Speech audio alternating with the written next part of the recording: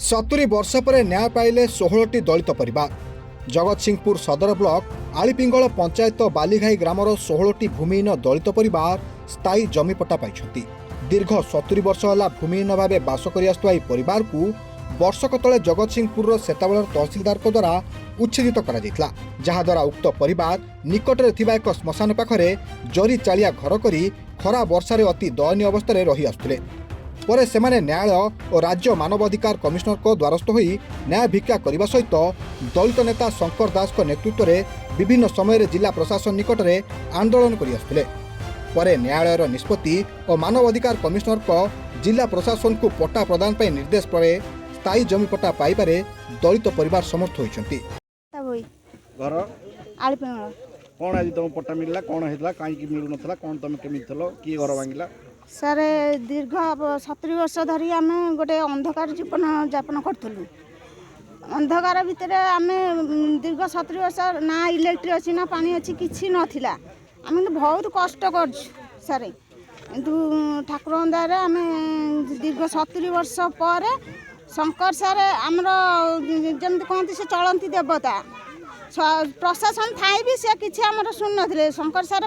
आम कति जाइनु सी पचारि पचारि आम दुख शुणिक आम पाखक आसिक शंकर सर दयारू शंकर सर आम बहुत लड़ी बहुत कष्ट कर दीर्घ 70 वर्ष पर दयारू आमको वसुंधरा योजना घर ढिह पट्टा मिलूँ तो आम बहुत खुशी अच्छे। शंकर दास सभापति जिला दलित विकास परिषद ओडिशा। आमर आलीपिंगल ग्राम पंचायत अधीनस्थ बालीघाई मौजार आपण मैंने जानी वर्षटा तले जो मान को अन्याय भाव में उच्छेद कर कम को जाइए समय बुलडोजर लगे घर भांगी दिखाई यहाँ मो नजर को आसापर मो जिला प्रशासन को आरंभ कर मान्यवर हाईकोर्ट मान्यवर ह्यूमन राइट कमिशन द्वारस्थ हो सारा पर यहाँ गोटे चैलेंज था मोपाई कारण से मैंने 78 वर्ष है सरकारी जमी वर्षटा तले से उच्छेद कराला केमिति न्याय पाइबे संघर्ष कर आज परिसमाप्ति घटी संविधान विजय होती 16टी जो विस्थापित परिवार थे समस्त को आज घर ढिह प्रदान करा तत्सहित समस्त 16 जन परिवार को प्रधानमंत्री आवास योजना कि अंतर्भुक्त हम जिलापाल सहित आलोचना कराई जिलापाल को दाबीपत्र दिखाई तत्सहित मान्यवर हाईकोर्ट रे मु द्वारस्थ होती मान्यवर हाईकोर्ट कही 3 मास भीतर क्षतिपूरण देवाई 3 मास अतिक्रांत हो गला खूब शीघ्र